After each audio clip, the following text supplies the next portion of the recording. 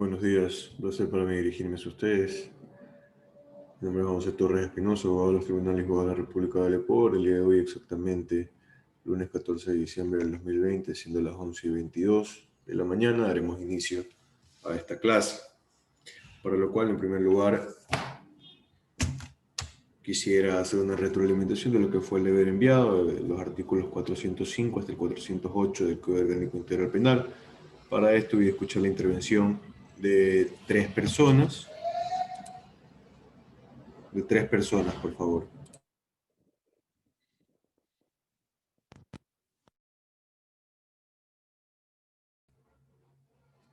Voy a escuchar la intervención de tres personas que voy a elegir en este momento. En primer lugar, escuchamos, por favor, a Ángel Valdivieso. Buen día, Ángel.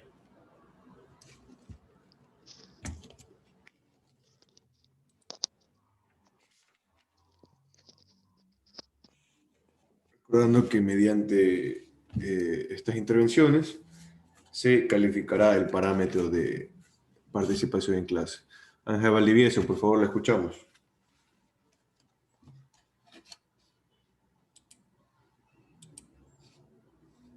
Bueno, proseguimos con Mireya Campi, por favor. Doctor, compañeros, Buen buenos día, días. Mireya. Buenos días, doctor. En cuanto al artículo 405 que se refiere al Tribunal de Jurisdicción Competente, puedo decir que la jurisdicción universal establece que los tribunales nacionales pueden investigar y procesar a una persona sospechosa de cometer un delito en cualquier lugar del mundo con independencia de la nacionalidad del acusado o de la víctima, o en ausencia de todo vínculo con el Estado en el que ejerce dicho tribunal. En cuanto al artículo 406 que trata sobre la conexidad, puedo decir que al haber un solo proceso en los delitos conexos determina la eficacia en la administración de justicia. Así, la función judicial garantiza la eficacia con la aplicación del ordenamiento jurídico. El principio de economía procesal en que el juez o jueza tendrá en cuenta la concentración que en casos de delitos conexos, estos deben sustanciarse en procesos por separado, limita el proceso a las etapas, plazos y términos señalados en el Código de Procedimiento Penal, generando dilaciones innecesarias. Un jurisconsulto, Cruz ha dicho que los delitos conexos en el marco de la legislación ecuatoriana se caracterizan por perpetrarse mediante pluralidad de acciones ejecutadas por un solo sujeto, sin importar si éstas son de la misma o diferente gravedad, ni si se cometieron en el mismo o en diferentes lugares. En cuanto al artículo 407 sobre actos procesales extraterritoriales, puedo decir que al respecto el artículo 5 del Código Sustantivo Penal dice que toda infracción cometida dentro del territorio de la República por ecuatorianos o extranjeros será juzgada y reprimida conforme a las leyes ecuatorianas, salvo disposición contraria de la ley. El país tiene toda la potestad jurídica de sancionar los delitos cometidos tanto por nacionales como por extranjeros, por cuanto estos también deben ser juzgados por las leyes ecuatorianas cuando han cometido actos ilícitos que se encuentren tipificados en la ley sustantiva penal ecuatoriana, porque caso contrario el país perdería totalmente su condición de Estado soberano. En cuanto al artículo 408, validez de actos procesales extraterritoriales. Se propende a que la ley siga al nacional o extranjero que comete un delito en el extranjero, siempre que éste altere la tranquilidad del país, de sus habitantes o de las instituciones de la República, considerándose que el delincuente aún no ha sido juzgado en otro estado y porque el sujeto activo del delito se encuentra inmerso en lo dispuesto en el artículo 5 del Código Sustantivo Penal ecuatoriano vigente. Eso es, doctor. Listo, muchas gracias, Mireya Campi. Seguimos, por favor, con Luis Ronquillo. Buen día, Luis. Doctor, buenos días. Bueno, en cuanto indica el artículo 405 del Tribunal de Jurisdicción y Competencia, manifiesta que existen ciertos juzgados existen los juzgados que tienen su jurisdicción específica. Sin embargo, esto con la finalidad de garantizar mejores condiciones para el momento de juzgar a una infracción penal. De igual manera, una de las cosas que también me llama la atención es en cuanto a la facilidad que tendría el fiscal en cuanto a poderse movilizar a otro sitio que no es de su correspondencia, con la finalidad de tal vez en suma necesaria sea cuando necesite recopilar o hacer alguna indagación, alguna toma de evidencias. Entonces, todo eso será legalmente y tendrá una validez. De igual manera, en cuanto a se refiere a como la conexidad, pues hay una duda que yo tengo, no sé a qué se refieren cuando dice se imputa a una persona la comisión de más de un hecho punible con una o varias acciones o omisiones realizadas con una unidad de tiempo. No sé, esa partecita no la tengo muy bien en clara en cuanto a la conexidad. ¿En qué Gracias. artículo, disculpe? En el artículo 406, en el numeral 1, cuando dice cuando hay conexidad, cuando ahí dice 1, se imputa a una persona la comisión de más de un hecho punible con una o varias acciones o omisiones realizadas con una unidad de tiempo. Vamos a revisarlo en No este momento. para a qué se refería Claro, vamos o a hace revisarlo en referencia. este momento. Permítanme un instante para poder verlo, el artículo.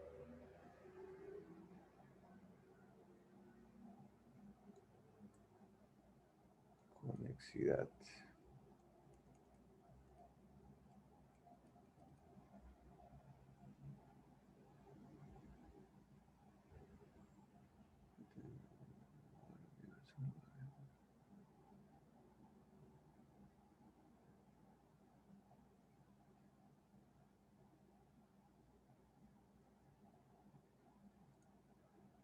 Listo, cuando se han cometido delitos, varios delitos al mismo tiempo, con el fin, lógicamente, de tener un delito final.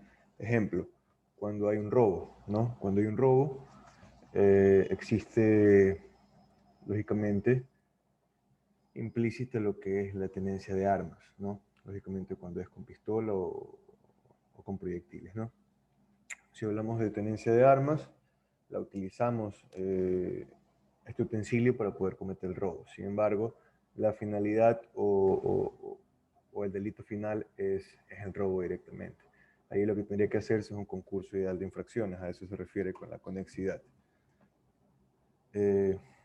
Doctor, una consulta. Y en esa parte que entra, ahí entraría la parte en cuanto al procesado de que se ve digamos, el debo a favor al reo, algo así. En Exacto. cuanto a, por ejemplo, ¿cuál sería lo más grave? ¿Ponerle por tenencia de armas o por el robo? Entonces, eso sería como que decir, al juez decir, o al abogado del infractor decir que se lo juzgue por el robo, más no por la tenencia de armas, que tal vez haría que es un poquito más grave la pena. Uh-huh. Pero depende exclusivamente de lo que determinan los artículos de concurso ideal, porque lo que tenemos que ver es el fin último. Ahora, si existen dos disposiciones que atañen al fin último, en cualquier caso, se entenderá el aplicable, lógicamente, el pro reo, ¿no? El principio de indubio pro reo, en este caso. Así vendría a ser, pero lo que se ve es el fin último de los delitos, ¿no? Como ya le manifesté, entre robo y tenencia de armas, lógicamente la tenencia de armas va a servir para un fin último que es el robo. Claro, entonces sería un robo con agravante, digamos. O sea, el tener el arma sería un agravante nomás. Y tal vez eso lo ayuda, pero no tanto como una tendencia de arma en sí. Uh-huh, claro. En sí la que se va a usar es la pena última. Es la pena última, en este caso la de robo, ¿no? La de robo. Uh-huh. Ah, ya. Eso vendría a ser. Bueno, proseguimos como última intervención con Melanie Mazón, por favor.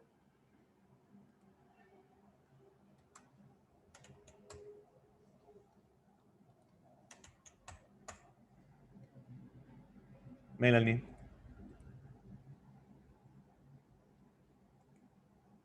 Sí, gracias Melanie por su confirmación. De todas maneras, escribo un mensaje para que pueda solucionar esta cuestión y pueda entregar por lo menos atrasada la tarea, no hay problema. Es cuestión de coordinar. Bueno, ahora daremos inicio a esta nueva clase referente a los artículos 409 y 410, que empezamos de los artículos 409 y 410, desde el título 2 del libro segundo del referentes al ejercicio de la acción penal. Para entrarnos en el tema es necesario, asimismo, citar al jurisconsulto español Emilio Gómez Orbaneja, que en materia penal, que determina que en materia penal el ejercicio de la acción penal es el derecho de sancionar que corresponde al Estado, y la acción penal se encamina a que se realice la aplicación jurídica del derecho penal, para lo cual es necesario que alguien legitimado ejecute la acción penal. Según el artículo 409 del Código Orgánico Integral Penal, la acción penal es de carácter público. Si hablamos de carácter público, mencionamos que las personas pueden visualizar los avances de su proceso en el sistema SAGE o por consiguiente en el sistema de noticia del delito, noticia criminis, ¿no? Y proceder mediante su abogado, por supuesto, a la revisión de expedientes. El abogado podrá tomar fotografías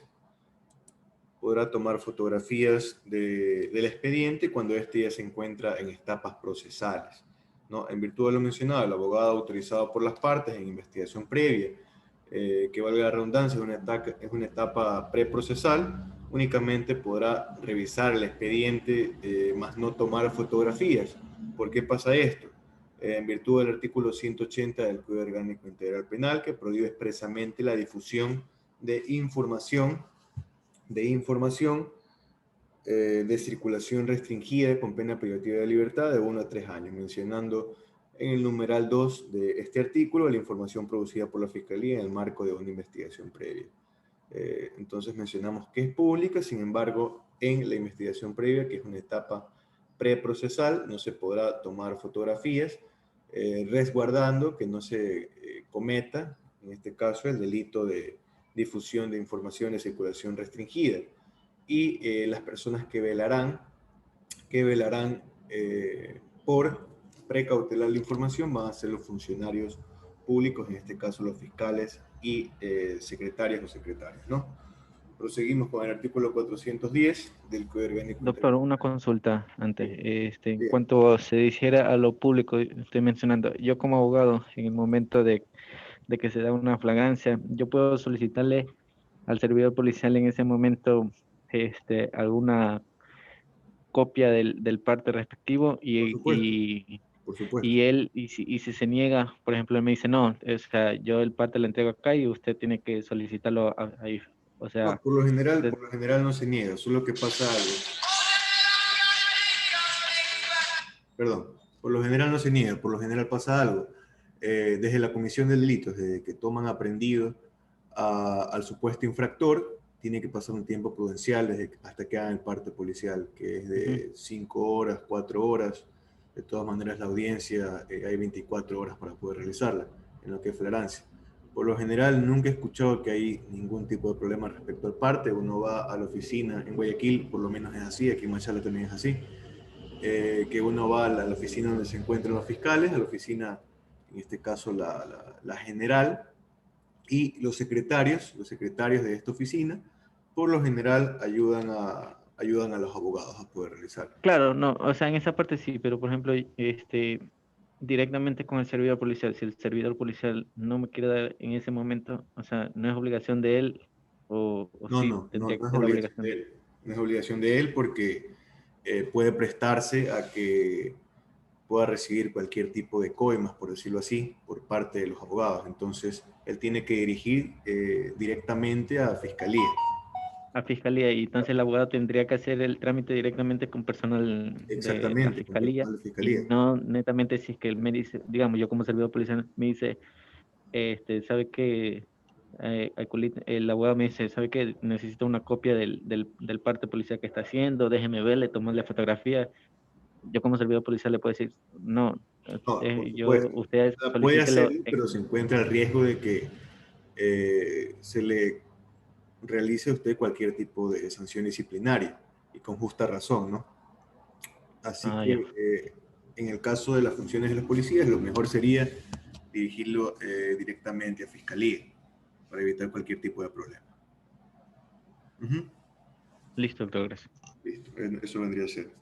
Ahora, proseguimos con el artículo 410 del Código Orgánico Integral Penal, que menciona que el ejercicio de la acción penal puede ser de dos clases, ya sea pública o ya sea privada. Respecto al ejercicio público de la acción, el jurista Walter Guerrero manifiesta que la acción es una institución de orden público que ha sido establecida por el Estado, a través de la cual los representantes del Ministerio Público y las personas particulares llevan al conocimiento del órgano de la función jurisdiccional competente el conocimiento de una infracción, a fin de que se inicie el proceso en contra del infractor, ¿no? Con esta acertada premisa entendemos que la Fiscalía impulsará la acción penal pública por la mayor parte de los delitos en el COIP, excepto los que se manejan por acción penal privada, que se detallarán en lo posterior de esta clase, y se podrán conocer por medio de delitos flagrantes, según el artículo 581 del Código Orgánico Integral Penal, lo que son los delitos públicos, ¿no? También se podrá conocer la infracción penal por providencias judiciales, es decir, autos y sentencias emitidos por jueces y tribunales, por informes de supervisión, los cuales son efectuados por órganos de control y deberán ser remitidos a la Fiscalía, como por ejemplo en los delitos de peculado y enriquecimiento ilícito, en donde se constituye como un presupuesto de procedibilidad que exista un informe previo sobre indicios de responsabilidad penal emitido por la Contraloría General del Estado. Y la última forma de hacer que Fiscalía conozca de la infracción será por medio de la denuncia por parte, en este caso, del afectado, ¿no? La misma podrá ser escrita, es decir, redactada por un abogado patrocinador privado u oral, mediante la cual la persona afectada se acercará en este caso la unidad judicial, y narrará el delito o contravención de la cual fue víctima. El funcionario redactará dicha denuncia y comenzará la etapa preprocesal de investigación previa. Vale la pena recalcar que no es necesario que en este caso el afectado conozca de derecho, sino que de oficio el secretario de la unidad judicial se encargará de encasillar la conducta en un tipo penal o en una contravención penal, en sí, en una infracción, ¿no? Ahora, respecto al ejercicio privado de la acción penal, corresponderá únicamente a la víctima mediante querella. ¿Pero qué es la querella? Vamos a definir la querella. La querella es el acto mediante el cual una persona comunica a un órgano judicial la existencia de unos hechos presuntamente delictivos, al mismo tiempo que expresa su voluntad de mostrarse como parte en el proceso que solicita que se inicie, ¿no? La diferencia entre la denuncia y la querella es que la querella no será puesta a conocimiento de la policía ni pasará por la etapa de investigación previa, ya que se interpondrá directamente hacia el juzgado. El procedimiento para el ejercicio privado de la acción penal se detalla establecido desde el artículo 647 al 651 del Código Orgánico Integral Penal, y se detallará también en clases posteriores de este curso cuando lleguemos a los artículos mencionados, ¿no? Asimismo, vale la pena recalcar que, acorde al artículo 415 del Código Orgánico Integral Penal, la presentación de querella únicamente se podrá dar o procederá en los delitos de calumnia, establecido en el artículo 182 del Código Orgánico Integral Penal, en el delito de usurpación, establecido en el artículo 200. Perdón, un momento.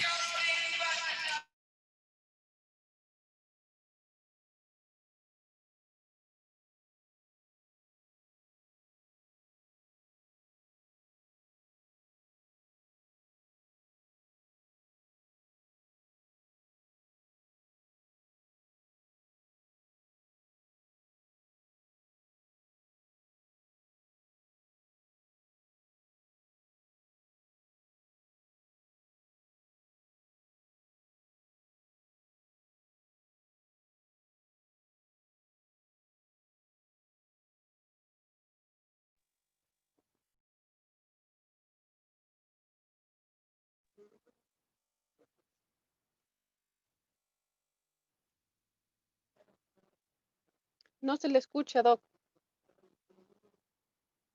Doctor, no se le escucha.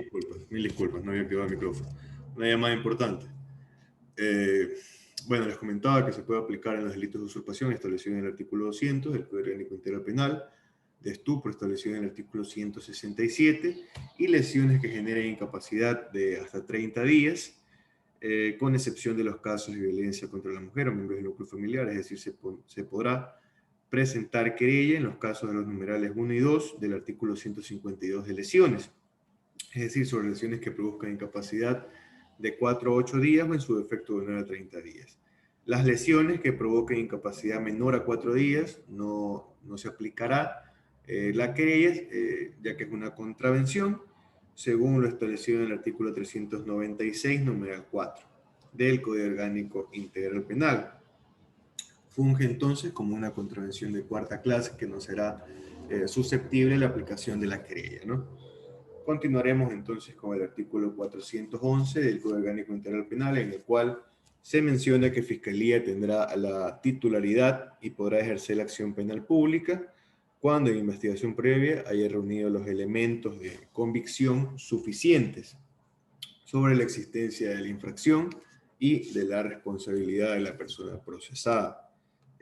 La o el fiscal podrá abstenerse, es decir, no proseguir el proceso por la vía penal y que el afectado busque otro medio legal para poder reclamar el derecho vulnerado, argumentando que el derecho penal es de última ratio, es decir, que solo puede ser utilizado por el Estado como último recurso cuando no existe otra vía legal que pueda proteger bienes jurídicos, es decir, cuando otros medios jurídicos sean insuficientes, ¿no? La abstención se podrá invocar por el principio de oportunidad, ¿no? Y cuando se presente una causal de prejudicialidad, procedibilidad o cuestiones previas. Con esta premisa vamos a estudiar el artículo 412 del Código Orgánico Integral Penal acerca del principio de oportunidad.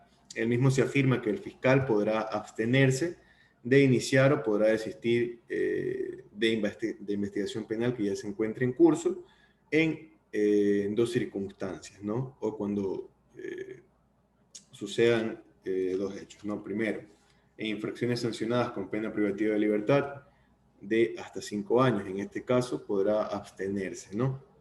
5 años o menores. Sin embargo, obligatoriamente la o el fiscal deberá tramitar aquellas infracciones que sean de interés público.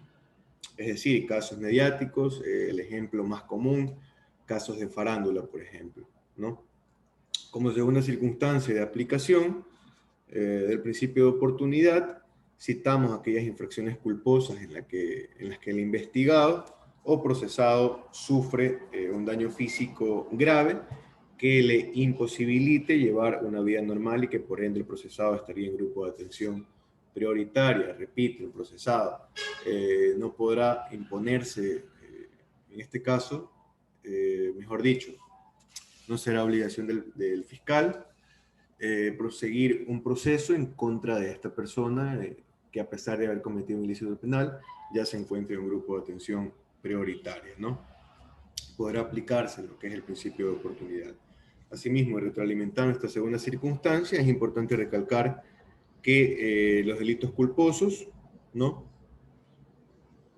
Que los delitos culposos únicamente serán aquellos en cuyo tipo penal especifique la palabra culposo en el Código Orgánico Integral Penal, que son menos de 10 delitos que se establece la palabra culposo dentro de esta normativa, y recalcar también que según el artículo 381 del Código Orgánico Integral Penal, todas las infracciones de tránsito, que por lo general son contravenciones, también serán culposas, ¿no? En la medida general, las infracciones de tránsito son culposas. Ahora, en el último inciso de este artículo 412, el legislador menciona delitos en los cuales será imposible la aplicación del principio de oportunidad. Entre estos tipos penales están los siguientes. No será posible la aplicación del principio de oportunidad en los delitos por graves violaciones a los derechos humanos y delitos contra el derecho internacional humanitario, que son los que se tipifican desde el artículo 79 hasta el artículo 139 del Código Orgánico Integral Penal. No será aplicable tampoco a los delitos contra la integridad sexual y reproductiva establecidos en el artículo 164 hasta el artículo 175 del COIP, entre los más conocidos puede ser la violación, el estupro, entre otros, ¿no? La delincuencia organizada no podrá ser aplicable a la delincuencia organizada. establecida en el artículo 369 del COIP, de la violencia contra la mujer o miembros del núcleo familiar, que incluye los delitos de violencia contra la mujer, establecidos en el artículo 155 al 158, y la contravención establecida en el artículo 159 del Código Nacional Penal. No se puede aplicar el principio de oportunidad tampoco en estos casos, ni en la trata de personas establecidos en el artículo 99 hasta el 94, ni en los delitos contra la migración, específicamente el tráfico ilícito de migrantes establecido en el artículo 213 del COIP, ni el delito de odio establecido en el artículo 177, ni de sustancias catalogadas sujetas a fiscalización establecidos en el artículo 219 hasta el 228, todo un capítulo, ni por último en los delitos contra la estructura del Estado Constitucional de Derechos y Justicia, que se encuentran establecidos desde el artículo 336 hasta el 370 del Código Orgánico Integral. No podrá aplicarse en estos casos el principio de oportunidad. Con lo antes mencionado, avanzaremos al artículo 413, el mismo que especifica la forma en la cual se podrá tramitar el mencionado principio de oportunidad. Cuando el fiscal lo crea conveniente y de manera obligatoria, deberá solicitar una audiencia, ¿no? Para que en virtud del derecho a la defensa, ambas partes, es decir, fiscalía y la supuesta parte afectada o el denunciante, puedan justificar por qué procede o por qué no procede este procedimiento o este principio de oportunidad. En esta situación existen dos posibilidades, ¿no? Antes de proseguir con la clase, quisiera solicitarles que se conecten nuevamente a este link. Se nos acaba el tiempo, quedan exactamente 5 minutos para poder terminar en otra llamada, ¿no? A este link, por favor, de inmediato para poder proseguir con la clase. Gracias. Gracias, doctor. También una buena tarde. No, conectémonos al mismo link, por favor, para proseguir con la clase.